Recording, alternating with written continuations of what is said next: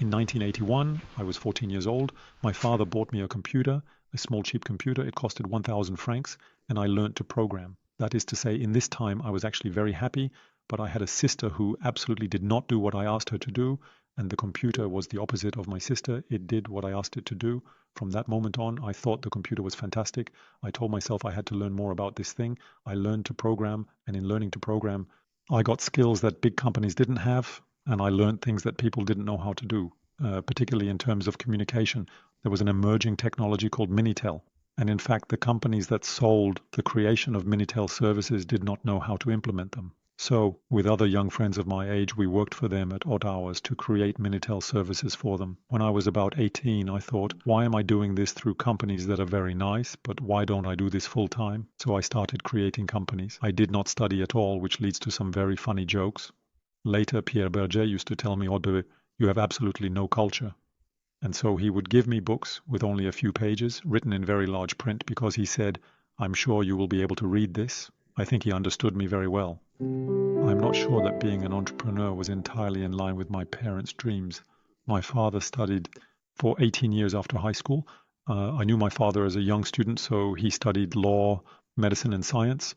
He was always a student, so knowledge was more important to him than anything else. I am not sure that for him, the fact that I was able to stop my studies at 18 was something normal or something he could have anticipated or dreamed of. But the fact that at some point, either to encourage me or to make me more curious, he bought a computer for himself and for me. I think I was actually the perfect excuse. And the fact that I became interested in it, in understanding computers, in using them, is a diametric change in my life that happened early on. Again, it was in December 1980, so I was a little over 14 years old. By the age of 18, I was earning my living and was financially independent. I moved from a fairly traditional path to something else.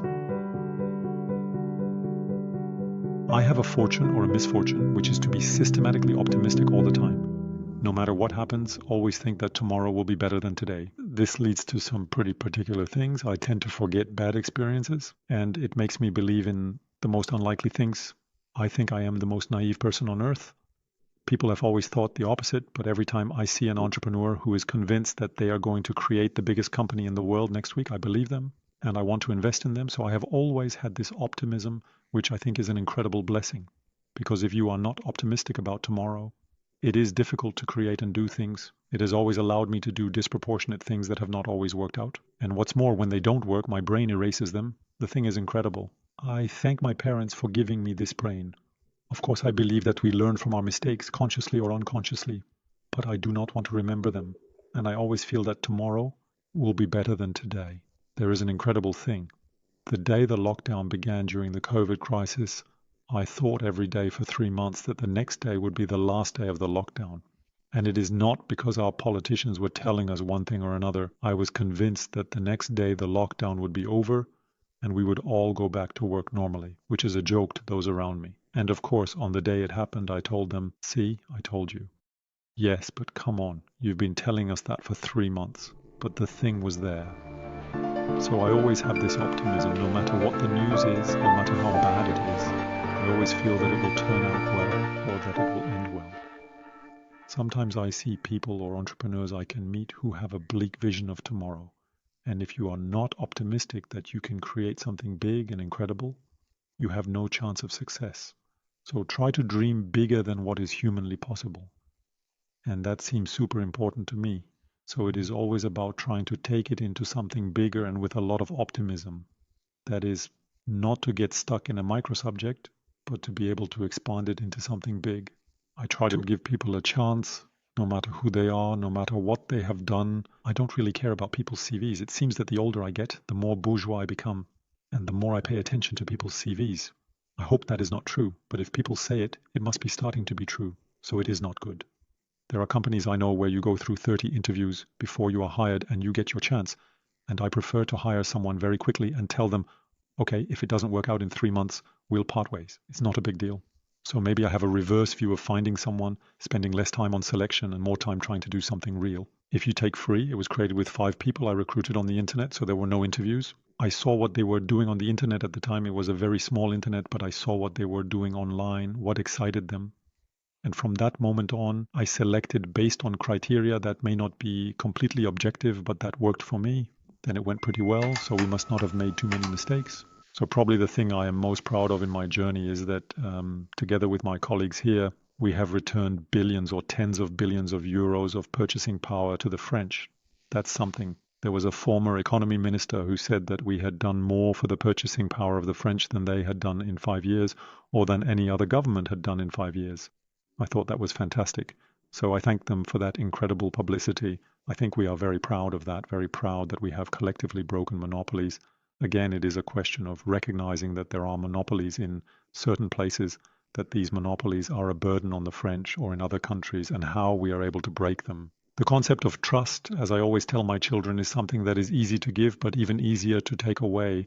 And when we take it back before we give it again, it is very complicated. So yes, the notion of trust is something that is extremely important in the relationship that we can have with any form of counterpart, whether they are people or companies.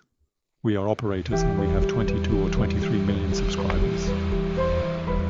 We know very well that it is much easier to attract someone who does not know you than to re-attract someone we have lost. We all come from the same place. We all are going to the same place. So there is no superior human being. There is no human being who is superior to others. And I think that is an extremely important criterion. We are all equal.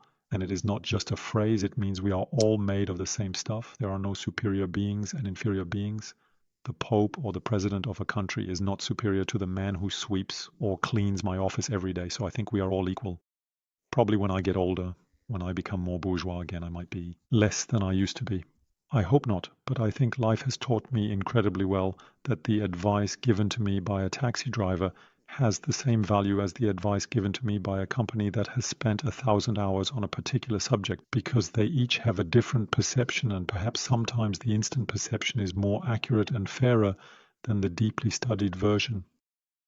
I think life has taught me that we are all incredibly equal. And from that moment on, we have to draw the necessary conclusions. The value that is important to me is the family, because you know that in times of difficulty, the family is what remains. That is to say, when you have difficult paths, when everything goes well, we have a lot of friends. When everything goes wrong, we have no friends left. But there is still one thing that remains, and that is family.